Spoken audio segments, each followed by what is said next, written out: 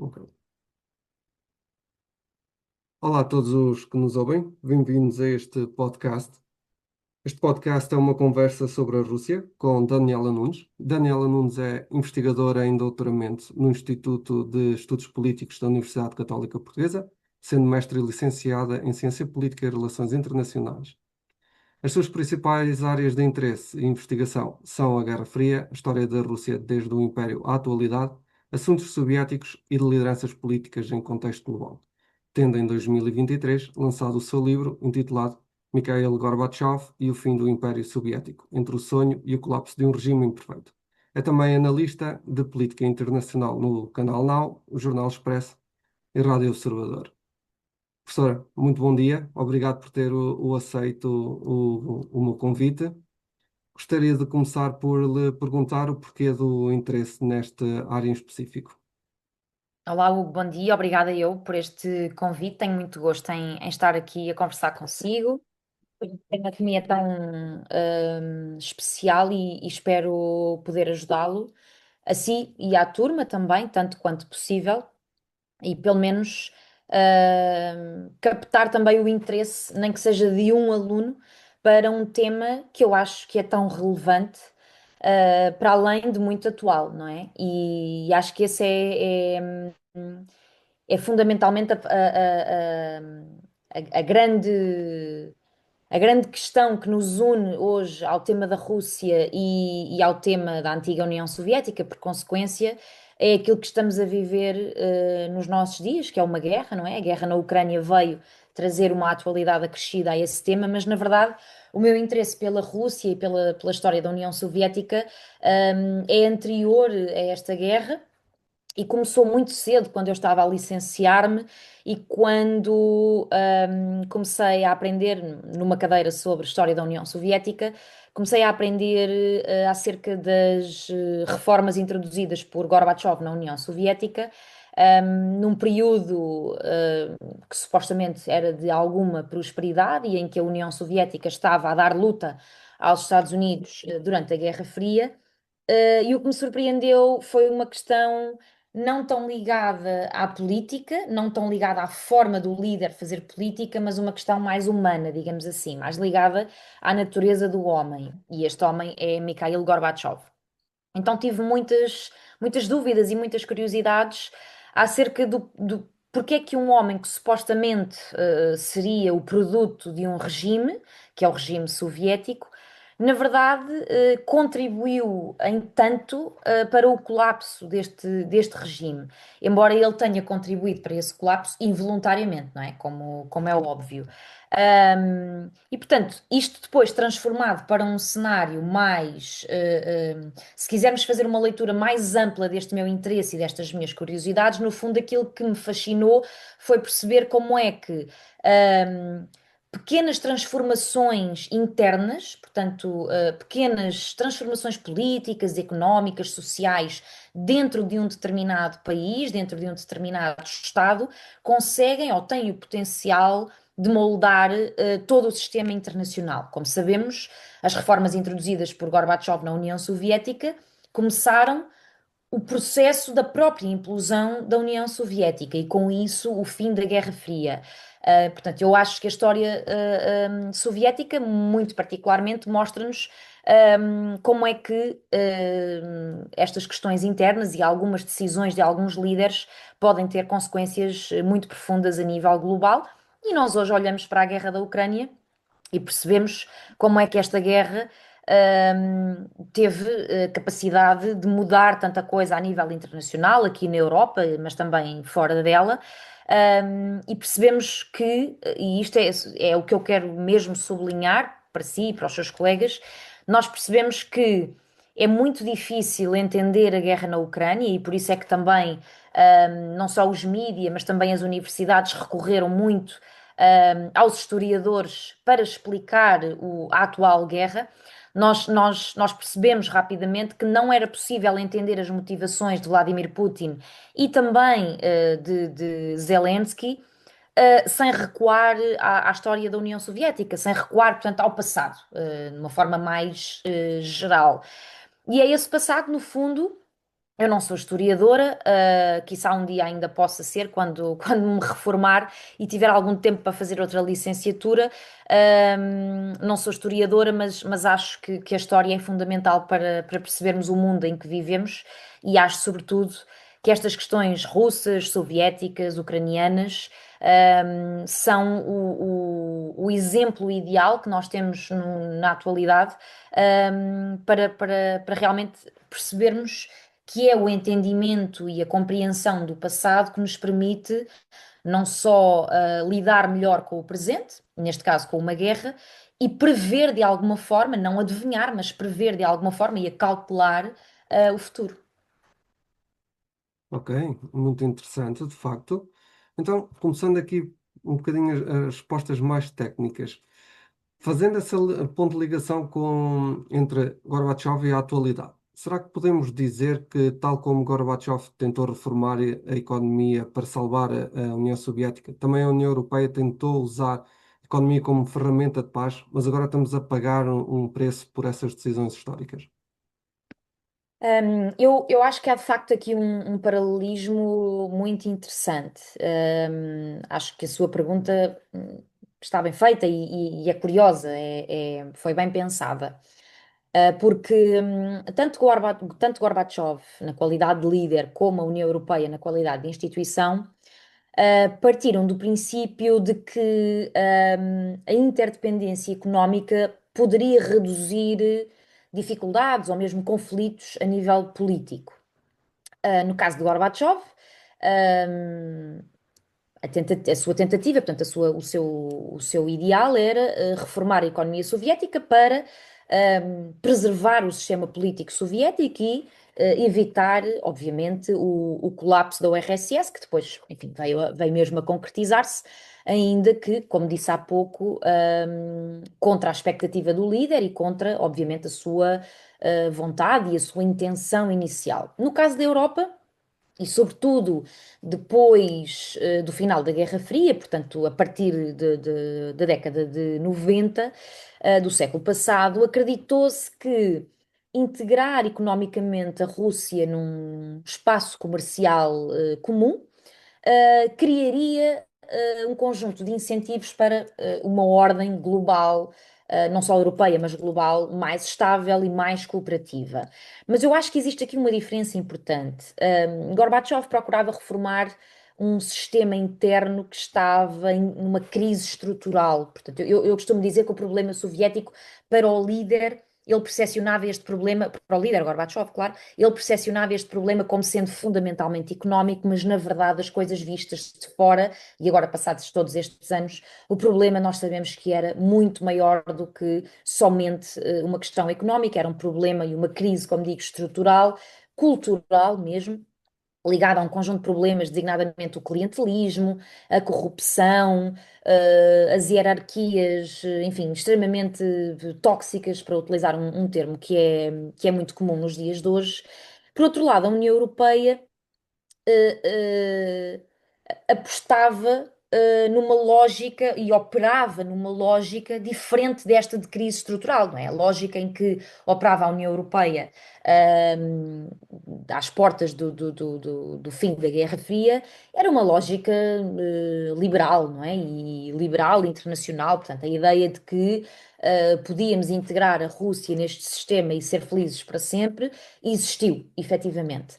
Hoje parece-nos ingênua, mas quer dizer, mas não vale a pena fazer exercícios anacrónicos, não é? Portanto, a ideia era de que o comércio, a energia e a interdependência iam gerar uma previsibilidade muito positiva para evitar conflitos e, portanto, é o mesmo que dizer que o comércio e que a energia e que a cooperação iam dar origem a uma paz prolongada no tempo.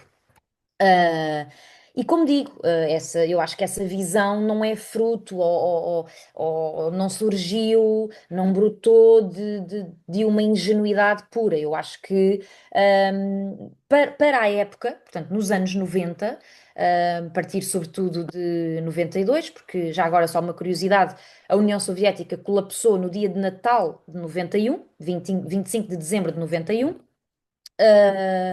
que não deixa de ser também um bocadinho. enfim, irónico, e especial para quem liga à simbologia e aos detalhes da história e da política.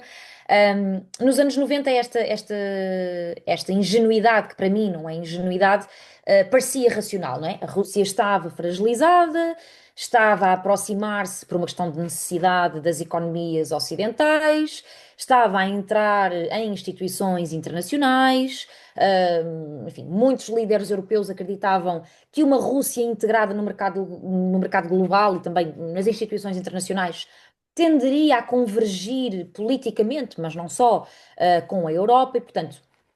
O que eu acho, é que a Europa aqui, o problema foi que a Europa sobreestimou, digamos assim, o poder transformador da economia, para responder aqui mais diretamente à sua pergunta, e subestimou, o peso da história, o peso da geopolítica, o peso da cultura estratégica ou geoestratégica da Rússia, e portanto, se calhar, teve uma confiança, excessiva no fator economia e na forma como esse fator podia ser, enfim, protagonista, dali em diante, esquecendo-se, ou como digo, subestimando outras questões muito importantes, como eu estava a dizer, questões da geopolítica, questões de uma certa cultura, russa, que é muito anterior, atenção, vale a pena também sublinhar, é muito anterior a Vladimir Putin. Nós não nos podemos esquecer que, na verdade, em muito daquilo que Putin faz, não só a guerra na Ucrânia, mas também a guerra na Ucrânia, há uma recuperação, uh, identitária, histórica, cultural, até ao nível da liderança do homem,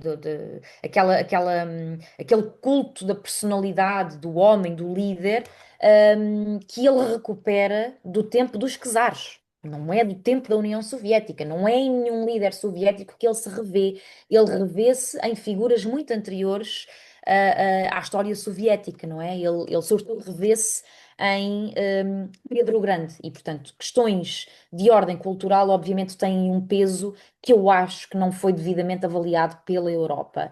Mas isto não é uma forma de apontar o dedo à Europa, até porque, como digo, na altura tudo isto parecia muito racional e tudo isto parecia muito possível, não é? Portanto, assumiu-se, que a modernização económica e que a inclusão da Rússia, economicamente falando, levaria, automaticamente a uma liberalização e a uma absoluta democratização, do ponto de vista político na Rússia. E isso não aconteceu, como de resto continua a não acontecer nos dias de hoje, não é? Portanto, hoje em dia, portanto, no momento que estamos a viver, o preço que a Europa está a pagar por este mau cálculo, não é só um preço energético, é um preço também estratégico, não é? E é um preço que, sobretudo, nós conseguimos ver e avaliar, através da Ucrânia. Portanto, percebeu-se, que a interdependência, mais do que prosperidade económica e cooperação económica,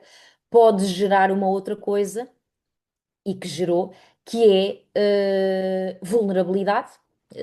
Portanto, quando um parceiro, vê a economia, um parceiro, enfim, político, institucional, vê a economia como um instrumento de poder político, na verdade isso pode gerar mais vulnerabilidade, do que outra coisa, do que alguma coisa de positivo. Portanto, parece-me que, de facto, o seu paralelismo faz sentido. Há aqui algumas nuances que fazem diferir o pensamento, individual de Gorbachev do pensamento coletivo da União Europeia, não é? Que não fala, portanto, que tem várias vozes a falar em seu nome, não é como no caso do líder soviético que fala a uma só voz, não é? Uh, sobretudo, sublinharia esta ideia. Por um lado, faz sentido o paralelismo, é curioso até. Por outro lado, aqui o cerne da questão para mim, que faz com que o paralelismo seja, um, fácil de depois, enfim, haver uma bifurcação, é que, houve um cálculo, um mau cálculo da parte da Europa, que se calhar é menos desculpável do que o mau cálculo do líder soviético, porque a Europa operava, e como eu comecei por dizer, num sistema liberal internacional. de democracias, não é? Portanto, um sistema democrático liberal. O líder soviético não. O líder soviético estava à frente de um regime absolutamente opaco, clientelista, corrupto e, portanto, estava um bocadinho a trabalhar às cegas, não é? Passo a expressão. E acho que é sobretudo isso que faz diferir aqui os dois, os dois polos, os dois lados, quando estamos a compará-los. Ok, muito obrigado. Ah,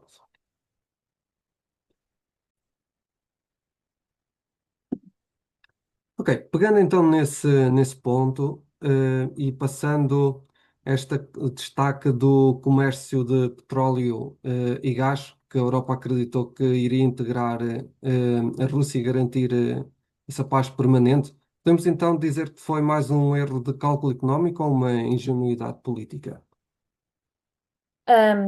Eu acho que já, em parte, já respondi a esta questão. Vou tentar ser mais breve. Eu acho que nos anos, e tentar também não me repetir, acho que nos anos 90 existia de facto a sensação de que a Europa tinha finalmente superado uma lógica clássica de rivalidade entre potências ou entre superpotências. Por um lado, o alargamento da União Europeia, a globalização, por outro lado, também a integração económica, tudo isso parecia confirmar a ideia de que o comércio, estava a criar uma estabilidade política que era benéfica para toda a gente, não é? E, portanto, nesse âmbito, nesse contexto e nesse momento da história, digamos assim, a relação, e aqui estou a referir-me estritamente à relação energética, se é que podemos utilizar esta expressão, com a Rússia, quer dizer, foi vista como mutuamente benéfica. Portanto, era bom para os dois. A Europa conseguia energia barata e de uma forma, enfim, relativamente previsível. E a Rússia conseguia receitas, conseguia investimento, conseguia integração internacional. Agora, o problema, e como eu também estava a dizer antes, é que Bruxelas interpretou esta interdependência como simétrica. E ela não era simétrica. Portanto, Moscovo encarou esta interdependência progressivamente, paulatinamente, como um instrumento estratégico. A Rússia nunca abandonou totalmente uma visão tradicional de superpotência. Nunca abandonou, aliás, como eu tive a oportunidade de falar à sua turma aí na Universidade da Beira Interior, a Rússia nunca abandonou uma lógica de esferas de influência, de segurança territorial, de autonomia estratégica, e, portanto, tudo isso esteve sempre muito presente, enquanto a Europa mais sonhadora, para utilizar um termo um bocadinho menos académico, acreditou nesta simetria de vontades, de disponibilidades e de boa fé também. Portanto, o erro europeu, foi acreditar que a integração económica e que a aproximação da Europa à Rússia ou da Rússia à Europa, do ponto de vista dos recursos e do ponto de vista energético, sobretudo, ia produzir uma convergência geopolítica da noite para o dia. Portanto, uma coisa automática. E isso, parece-me a mim, e vou terminar, reflete uma característica e um elemento muito importante no pensamento europeu do pós-Guerra Fria, que é a ideia de que a lógica económica, o domínio da economia, hum, podia ou pode substituir, mesmo que apenas parcialmente, a lógica do poder. Quando o nosso interlocutor é a Rússia, a lógica do poder, a lógica do mais forte, não pode ser nem ignorada, nem substituída, nem podemos encará-la com nenhum tipo de ingenuidade, porque vai haver um preço a pagar. E antes da Ucrânia já tinha havido outros preços a pagar, não é? Há uma série de conflitos congelados espalhados pela Europa de Leste, que têm a ver com esta incapacidade da Rússia a abandonar esta lógica de conflito permanente, mesmo que um conflito frio, como foi a Guerra Fria, um conflito que nunca chega a acontecer, ou muitas vezes também acontece, não é? Como é o caso do que estamos a ver hoje na Ucrânia, ou por exemplo na Geórgia em 2008. Uh, e, portanto, há limites para a bondade e a boa-fé com que a Europa pode percepcionar interlocutores como a Rússia. Ok, ok, muito obrigado. De facto, fazendo aqui uma comparação ainda com a União Soviética, dada com a perestroika, mais em concretamente, acaba por ser uma tentativa de salvar a União Soviética. Olhando para a União Europeia atual, será que podemos traçar semelhanças entre aquilo que foi a perestroika e a atual urgência europeia em reconstruir a sua base de defesa para acabar por não perder a relevância geopolítica? Olha, eu acho que mais uma vez existe aqui um paralelo muito interessante. Sobretudo na percepção de uma certa urgência, não é? Uma urgência que é estratégica. A perestroika nasce do reconhecimento da parte do líder Gorbachev de que a União Soviética já não estava capaz de sustentar tudo ao mesmo tempo. A competição militar com a outra superpotência, os Estados Unidos, a estagnação económica internamente, a legitimidade política, portanto, em relação a essa estagnação económica. Gorbachev percebeu que não era possível, enfim, reanimar a União Soviética de forma nenhuma, económica, política ou socialmente, sem uma intervenção reformista que ele desenhou e criou e que é a perestroika. Hoje, já agora, perestroika, para quem não sabe, significa literalmente reestruturação. O termo em russo significa reestruturação ou reconstrução, portanto, aquilo que se pretendia era reconstruir ou restituir, reestruturar, assim é que é, a economia soviética. Isto era só uma à parte. Hoje, portanto, recentemente, a União Europeia também, de alguma forma, enfrenta a percepção de que perdeu capacidades, do ponto de vista estratégico, num mundo que está cada vez mais militarizado e cada vez mais competitivo, não é? Nós vemos a nossa urgência hoje em dia relativamente ao investimento nos setores da defesa, essa urgência advém precisamente deste sentimento de perda de capacidade. E por isso é que eu acho que há um paralelismo em relação ao sentimento que o próprio Gorbachev deverá ter tido quando chegou ao poder em 85. Um, e porque é que estamos aflitos? Porque temos uma guerra à porta, não é? É uma guerra que mostrou que temos uma série de dependências a nível industrial, a nível energético, a nível militar, e um conjunto de dependências que muitos Estados europeus, para não falar das próprias sociedades civis e opiniões públicas, julgavam ultrapassadas, mas que na verdade não estão. Portanto, nesse sentido, quer a perestroika, quer o atual esforço da Europa, refletem de algum modo tentativas de adaptação a mudanças que são sistémicas, portanto, mudanças do foro internacional. Mas há diferenças também que eu creio que são essenciais sublinhar aqui. A perestroika foi uma tentativa de salvar um sistema profundamente opaco, profundamente bloqueado, profundamente centralizado, profundamente esgotado. E não só do ponto de vista económico, como eu já tive a oportunidade de dizer também. A União Europeia, pelo contrário, continua a operar numa economia aberta, tecnologicamente avançada, portanto, muito diferente do cenário em que estava a União Soviética nos anos 80, e também do ponto de vista institucional há uma flexibilidade que não existia para a União Soviética e para Gorbachev. Portanto, eu diria o seguinte, para terminar, diria que a semelhança entre os dois casos está neste sentimento de urgência, portanto, é urgente alguma forma de perestroika, alguma forma de reestruturação, e diria que a diferença está principalmente na natureza dos sistemas, portanto, um profundamente opaco, o outro muito mais transparente, e também na profundidade da crise. A União Soviética e Gorbachev teve a oportunidade de perceber isso um ano depois, ou talvez nem um ano depois do projeto reformista arrancar. A União Soviética precisava de uma perestroika, precisava de uma glasnost, precisava, e aliás, como precisou e como teve, precisava de uma política do pensamento novo, que foi a reforma, sobretudo ligada à política externa do país e à forma como Gorbachev queria transformar a ideia de um império do mal.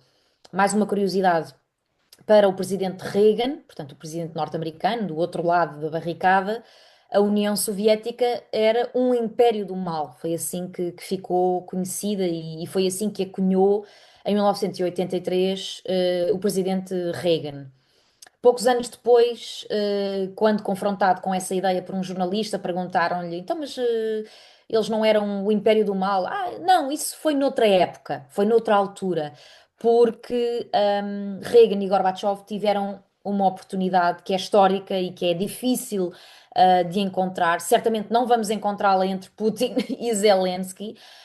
Por exemplo, tiveram a oportunidade de criar, para além de uma relação profissional, não é? De líderes políticos, uma amizade também. E rapidamente Gorbachev e Reagan conseguiram ultrapassar esta visão de um império do mal, que era a visão de que a União Soviética realmente estava toda, enfim, enredada e enrolada num novelo de problemas que não eram só económicos, e por isso é que a perestroika não chegava, não eram só políticos, e por isso é que a glasnost não chegava, e também não eram só questões ligadas ao isolamento da União Soviética. Por isso é que foi preciso também reestruturar a política externa, mas nada disso chegou. E nada disso chegou porquê? Porque a União Soviética implodiu, não é? E não demorou muito tempo. Gorbachev chegou ao poder em março de 85 e a União Soviética implodiu em dezembro de 91. Já agora dizer também que esta implosão em dezembro de 91, na verdade, foi só o último subcapítulo do fim da União Soviética, porque, em bom rigor, as coisas começaram a descambar fortemente. Portanto, o ponto de não retorno de tudo isto é o ano de 1989, a partir, sobretudo, da queda do Muro de Berlim, que foi aquilo que foi mais óbvio para as sociedades civis até fora da União Soviética, perceber que afinal aquilo estava literalmente a desmoronar-se, fisicamente falando até, que era o muro, não é? Aquilo foi altamente, tem uma simbologia muito grande, que efetivamente o derrube do muro iniciou o derrube último da União propriamente dita. E antes disso também, a solidariedade na Polónia começou a ganhar muito protagonismo desde logo em 1980 e com a chegada de Gorbachev ao poder e uma certa ligeira liberalização nos países satelizados na Europa de Leste. Este protagonismo e a atividade do Solidariedade, que era apenas um sindicato e que se transformou num partido político, cresceu exponencialmente. Portanto, não me vou alongar muito mais, porque esta seria outra entrevista, outra pergunta, outro tema. Mas isto para dizer o quê? Isto para dizer que a profundidade das crises entre a crise soviética e entre a crise europeia, quer dizer, não tem nada a ver. Estamos aqui a falar, quando falamos da crise soviética, estamos a falar de uma crise sem fim, não é? Estamos a falar de uma crise que não era estritamente económica, nem estritamente política, nem estritamente social. Era uma crise global, estrutural, transversal. No caso da Europa, acho que não estávamos e continuamos a não estar nesse nível. De facto, curioso como as comparações históricas podem nos dizer muito sobre o ponto em que estamos. E já que mencionou o papel dos líderes, Uhum. ainda então aos líderes atuais, o que é que pode explicar que a liderança de Putin acabe por ser capaz de instrumentalizar este comércio de energia que então a União Europeia estava a ver como laços-paz numa arma para exercer a coerção atual? Eu acho que no princípio desta história, portanto, quando a União Soviética implode e quando de repente nós temos uma Federação Russa recém-nascida, não é? A relação energética entre a Europa, a União Europeia e esta nova Rússia, era apresentada como, e eu já o disse, como uma relação de interdependência que era muito vantajosa para ambos os lados. Portanto, a lógica europeia era muito básica, muito simples. países economicamente interdependentes têm menos incentivos para entrar em conflito. E quem fala em países fala também em blocos. Portanto, a Rússia, entrando aqui numa relação mutuamente benéfica com a Europa, teria poucos incentivos para iniciar um conflito com a Europa como um todo, como um bloco, ou com um Estado europeu. Isso, como sabemos, não veio a concretizar-se, infelizmente.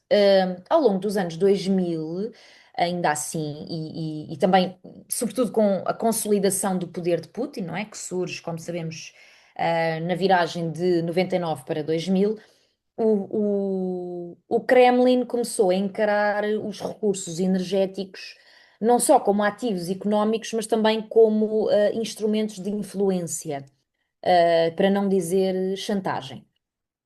E eu acho que a chave aqui é nós percebermos que esta interdependência, ingenuamente interpretada pela Europa, não era de facto equilibrada. Portanto, em muitos casos, a dependência europeia do gás russo era maior do que a dependência da Rússia face aos clientes europeus. Portanto, nós precisávamos mais do gás russo do que os russos precisavam do nosso dinheiro para pagar o gás russo.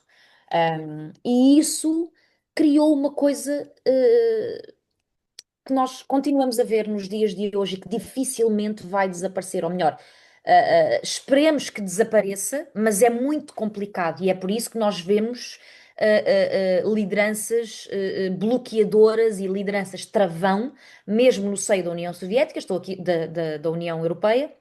Estou aqui a referir, por exemplo, ao caso da Hungria e da Eslováquia, e esta questão é a coerção política, é a pressão diplomática, é a influência estratégica. Portanto, este desequilíbrio, o que é que criou? Criou uma sensação aos russos de que eles já estão dependentes de nós e nós, na verdade, não somos assim tão dependentes daquilo que eles pagam por essa dependência. Portanto, estamos, para utilizar uma expressão popular, na mó de cima para os pressionar diplomaticamente e para os coagir politicamente, geopoliticamente, não é? Depois, para além disso, também a liderança russa, portanto, na pessoa de Vladimir Putin, interpretou progressivamente o alargamento da NATO, o alargamento da União Europeia e determinadas dinâmicas do pós-período soviético como ameaças à sua esfera de influência. E, portanto, nesse contexto, nesse ambiente em que a Rússia se começou a sentir mais ameaçada, a energia, portanto, o fator energético, tornou-se uma ferramenta de poder essencial, central, estatal. Assim é que é.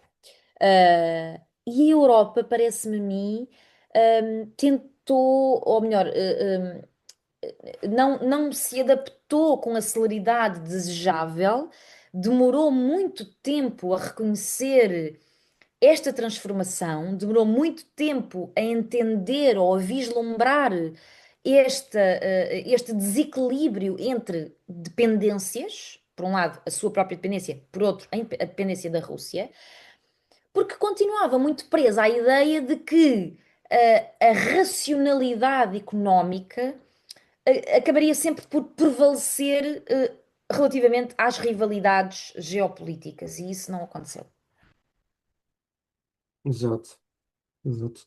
Mencionou forças bloqueadoras no seio da União Europeia. Olha, Hum, observando precisamente as discussões que nós temos observado na União Europeia em torno das decisões internas e olhando recentemente para os casos das eleições da Hungria e da Bulgária, uhum. como é que nós explicamos que mesmo perante a ameaça russa se pode justificar que os interesses económicos nacionais de alguns Estados-membros ainda acabem por falar mais alto do que a defesa coletiva? O que é que a autonomia e estratégia da União Europeia, como é que é possível sem uma política comercial comum que seja subordinada aos interesses de segurança? Essa pergunta é muito pertinente e já me a fizeram várias vezes, muitas até. Não é muito fácil, não é muito lógico e não é muito matemático responder a isso, não é? Eu acho que essa tensão latente, é resultante da própria natureza da União Europeia, não é? A União Europeia tem uma integração económica muito avançada, portanto, nesse sentido, enfim, teve a capacidade provou ser muito atrativa para um conjunto de Estados na Europa enfim, que fizeram parte dos sucessivos alargamentos. Ahm, por outro lado, continua a ser uma união de Estados que são soberanos, que têm e continuarão sempre a ter interesses estratégicos próprios e Estados cujos interesses estratégicos próprios nem sempre são coincidentes. Apesar, lá está, e eu sublinhei, da atratividade do projeto europeu do ponto de vista económico e do ponto de vista da cooperação económica, comercial, energética, enfim, o que lhe quiser chamar. E mesmo perante o cenário de conflitualidade na Ucrânia, portanto, perante a guerra, os custos económicos das sanções e da reconfiguração energética que a invasão da Rússia obrigou, ou melhor, a invasão da Ucrânia pela Rússia, não foram custos distribuídos de forma igual, digamos assim. Países com maior dependência energética ou países com maior vulnerabilidade económica naturalmente tendem a defender posições mais cautelosas, não é? É o caso, por exemplo, da Hungria. Uh, mas isso não significa ausência ou ausência total de solidariedade europeia. Significa, por outro lado, que a lógica nacional continua muito presente em áreas que são sensíveis e que são críticas da soberania do Estado. Portanto, a questão da autonomia estratégica europeia depende precisamente deste debate.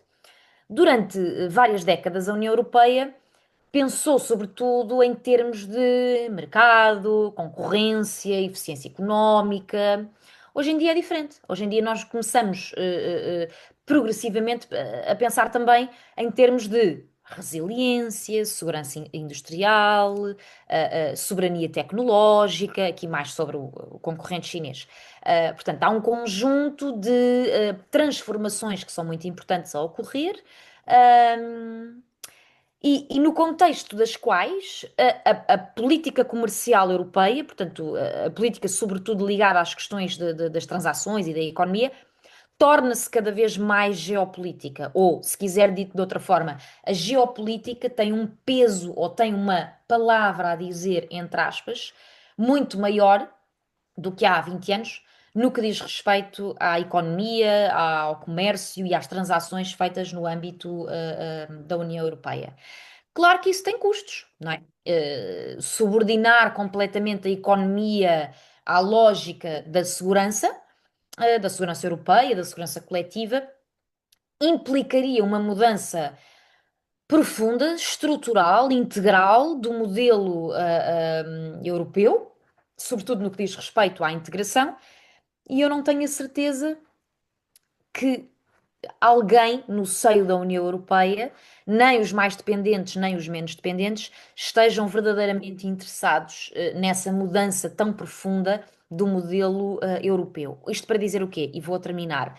Seria preciso que a União Europeia deixasse de ser aquilo que nós sabemos que ela é há uma série de anos, para passar a ser outra coisa qualquer, outro formato qualquer de instituição internacional, para que uma série de questões como estes bloqueios e estes entraves da Eslováquia, da Hungria, da Bulgária, seja de quem for, fossem ultrapassados. Portanto, ficamos aqui um bocadinho encurralados, e como eu comecei por dizer, encurralados pela própria natureza do projeto europeu, da instituição União Europeia.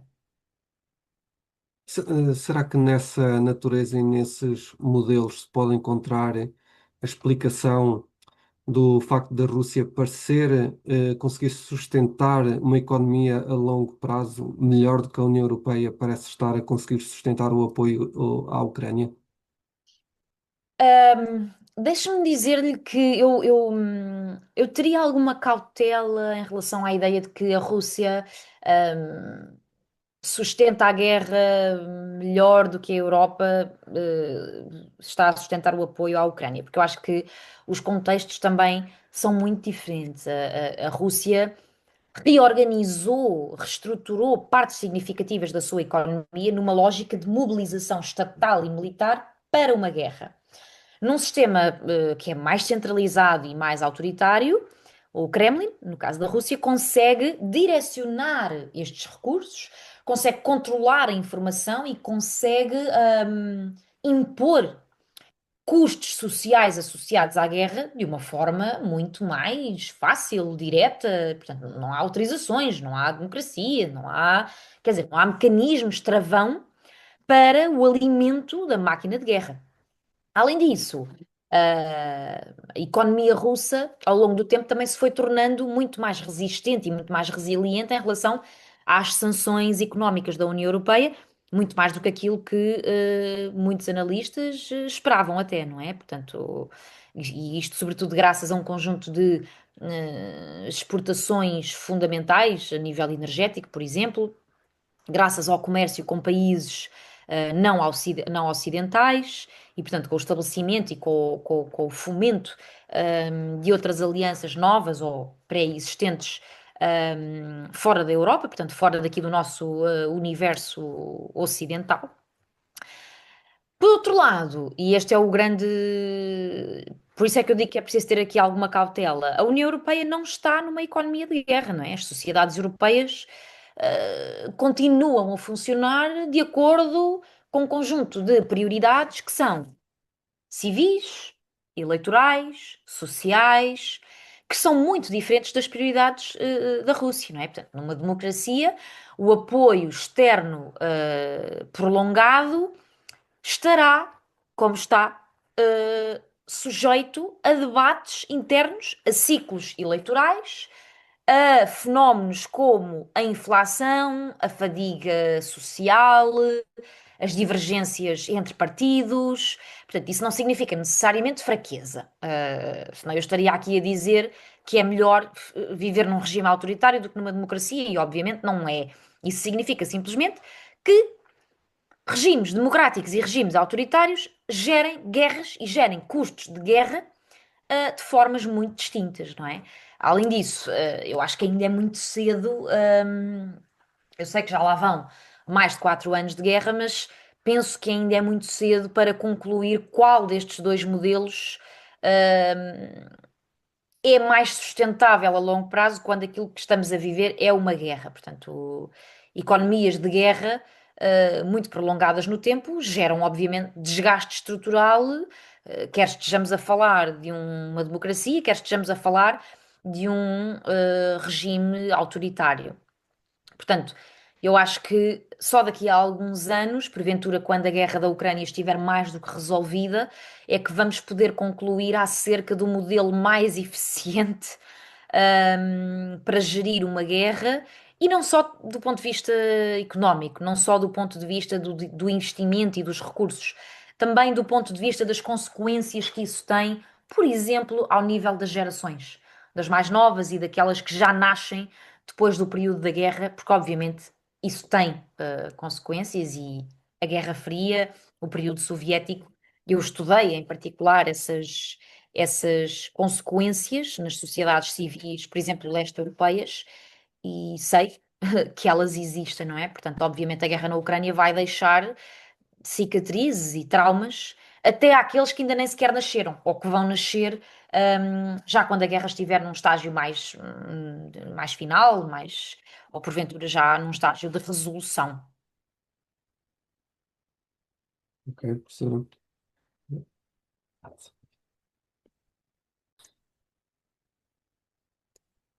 Professora, então abordou a questão das gerações e do impacto nas gerações, e hoje estamos a assistir a uma conversa sobre o investimento que as sociedades europeias devem fazer mais em defesa. O que é que, na sua visão, está a faltar à liderança europeia para dizer aos seus cidadãos de que precisamos de maior investimento na capacidade militar, na autonomia energética e também na reduzir a dependência tecnológica?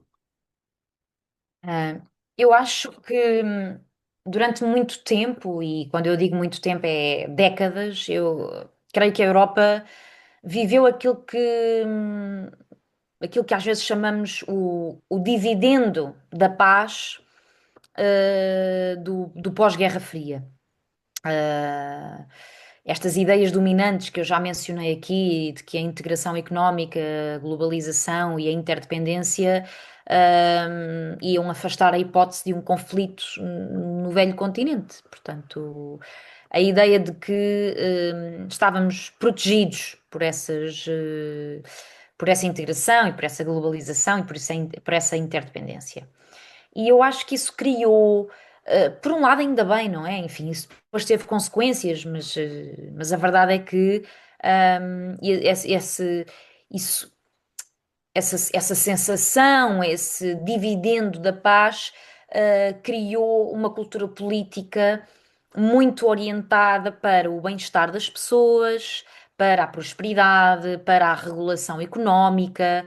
Não criou uma cultura orientada para preparar as pessoas para pensar em termos de poder, em termos de segurança, em termos de competição estratégica. Portanto, isso foi para outras gerações do período da Guerra Fria, não é?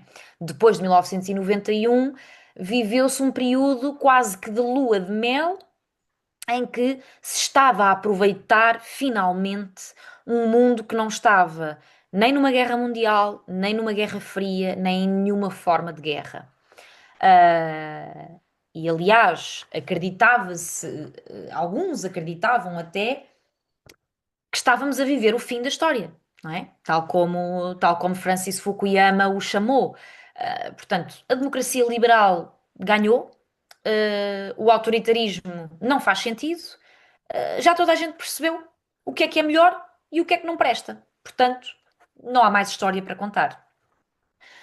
E eu creio que o principal desafio das lideranças europeias de hoje é precisamente explicar que o investimento nos setores da defesa, da energia, da tecnologia, da segurança, não significa abandonar o modelo europeu nesta lógica de lua de mel. Significa, por outro lado, protegê-lo num contexto internacional cada vez mais instável. Se nós gostamos desta lógica e desta cultura política criada a partir do fim da Guerra Fria, então temos que agora, que estamos a ser mais ameaçados do que nunca, criar mecanismos para protegê-la e fazê-la durar mais.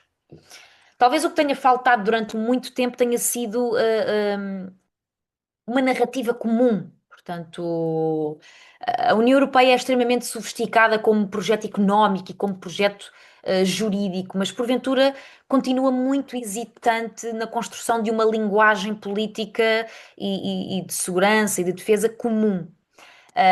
E há ainda um outro ponto que eu também acho que é muito importante.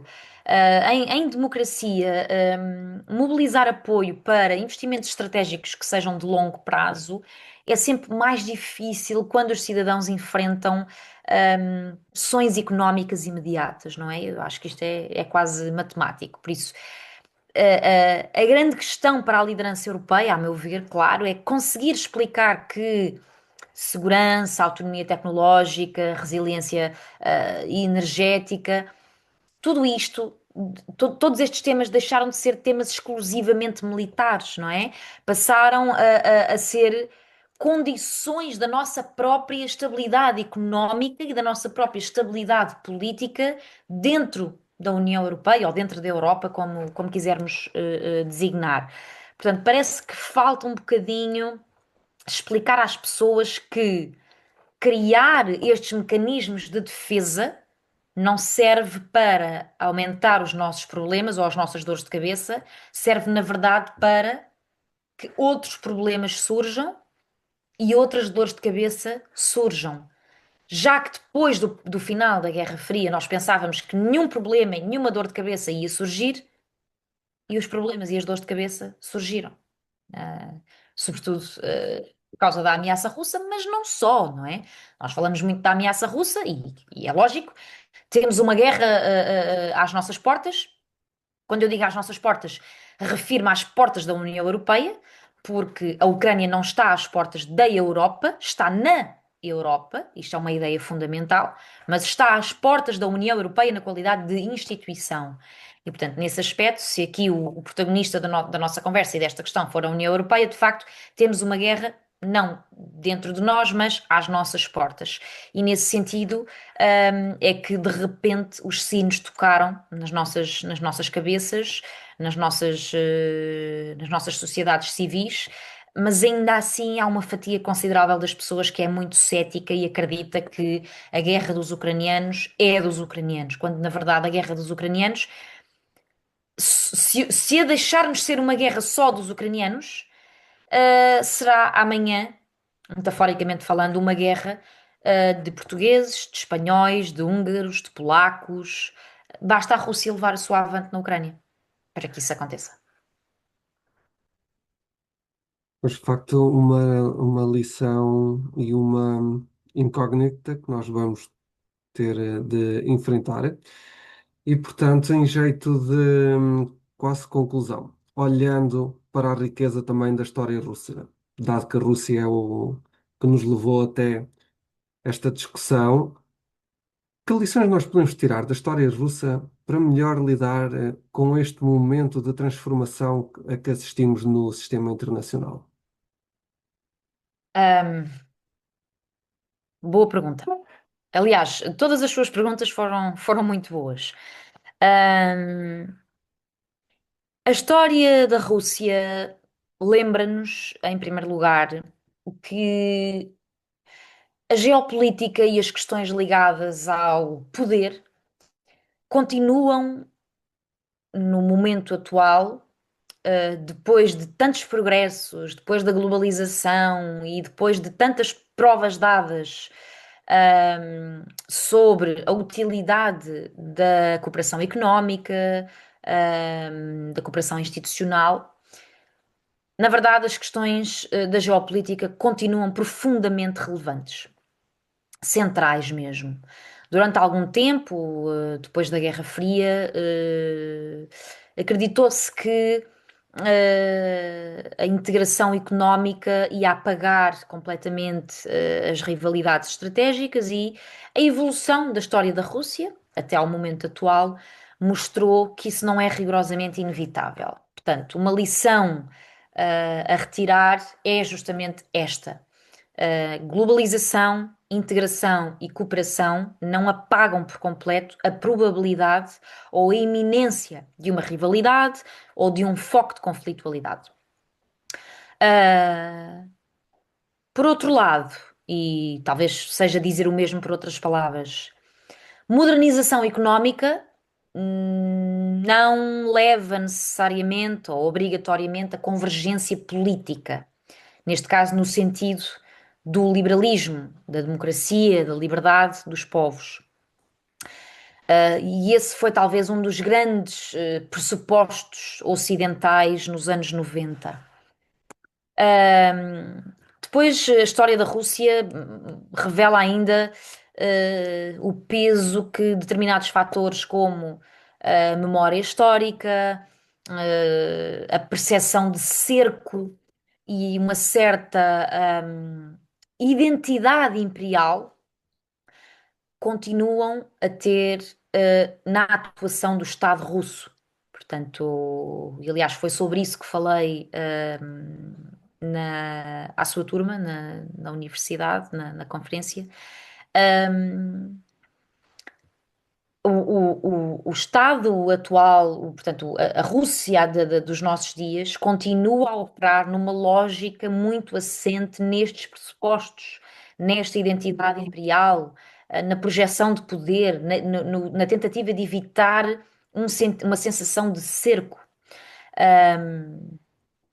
Isto, sabermos isto, aliás, não significa que justifiquemos ou que possamos justificar políticas agressivas por parte da Rússia. Significa, ainda assim, que devemos reconhecer que grandes potências, como é o caso da Rússia, raramente atuam exclusivamente de acordo com uma racionalidade económica. Portanto, esta é outra lição.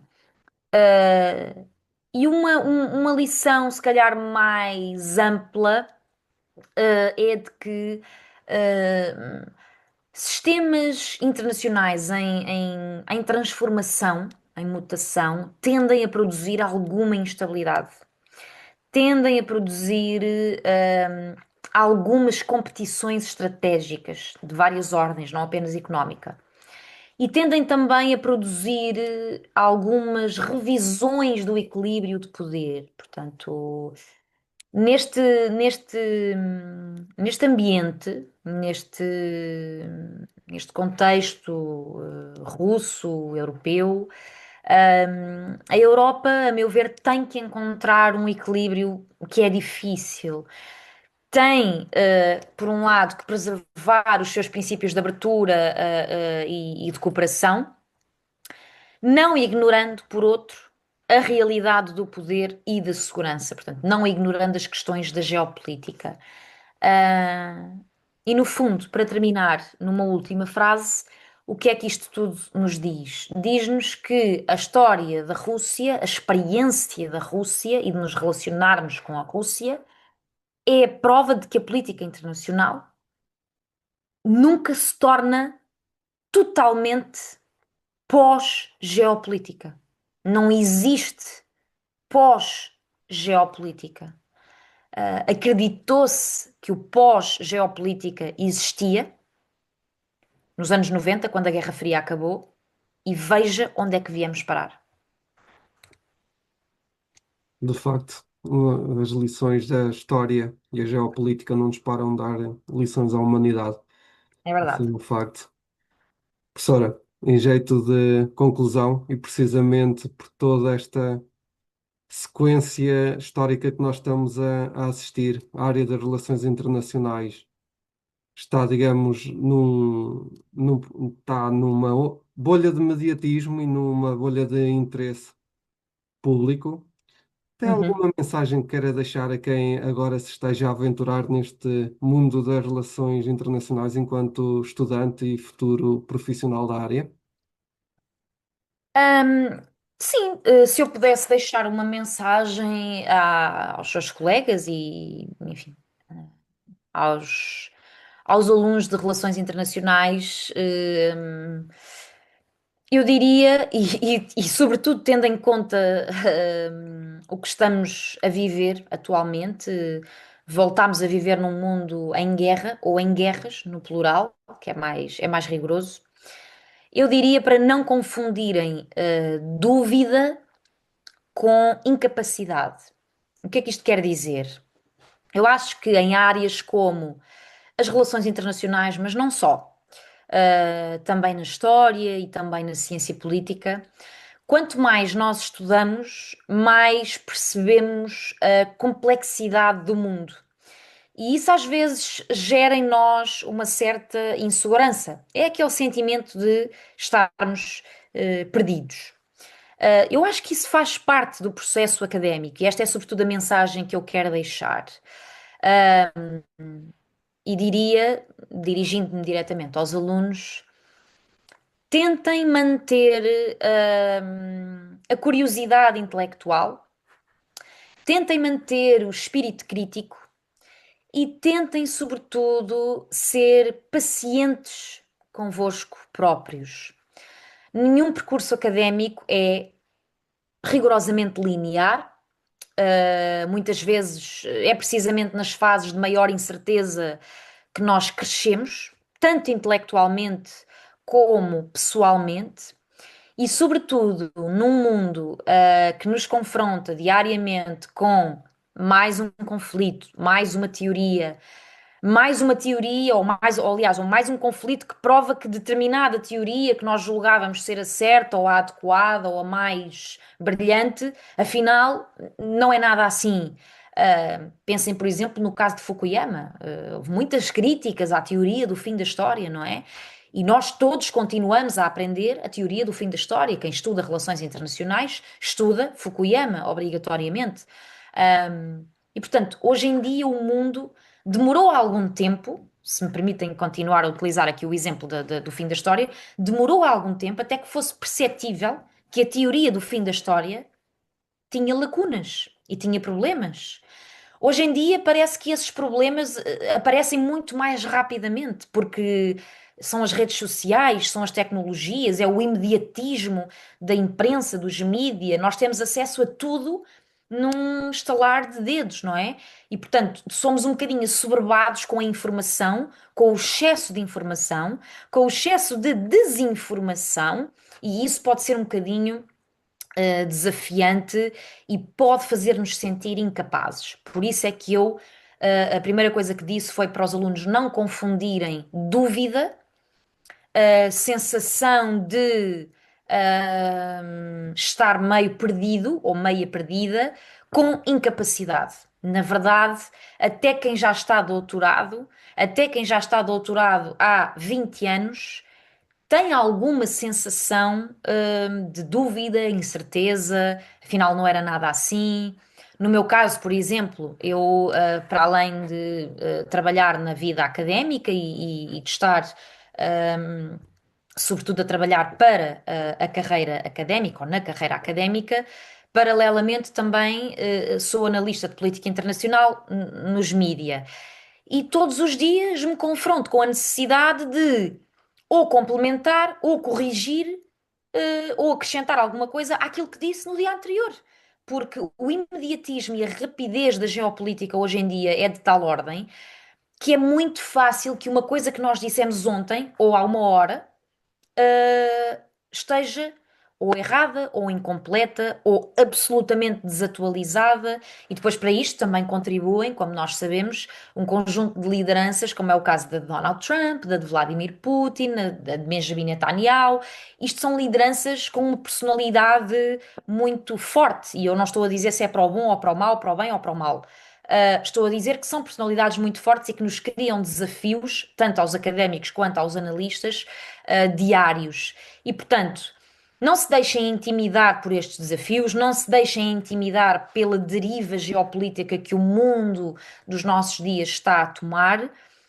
Prossigam o vosso caminho, sempre com coragem e com a genica de quem sabe que isto não é uma coisa linear. Vocês não vão estar sempre lá em cima, vocês não vão ter sempre 15, 16, 17 ou 18 no teste, e isso não faz de vocês incapazes ou estudantes, futuros académicos, futuros analistas, futuros presidentes, futuros ministros, o que quiserem, piores. Portanto, o crescimento intelectual é, na verdade, como os sismógrafos. Portanto, é uma coisa que está sempre a subir e a descer, a subir e a descer.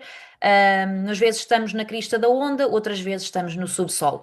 A vida é mesmo assim e, sobretudo, para os académicos. Por isso, eu diria que aceitem que o mundo está cada vez mais complexo e se conseguirem entusiasmar com isso, tanto melhor. E desejo, obviamente, muitas felicidades e boa sorte a todos, claro. Professora, muito obrigado pelo seu tempo para a elaboração deste podcast, pelo conhecimento partilhado e por conselhos dados e pela disponibilidade de agenda.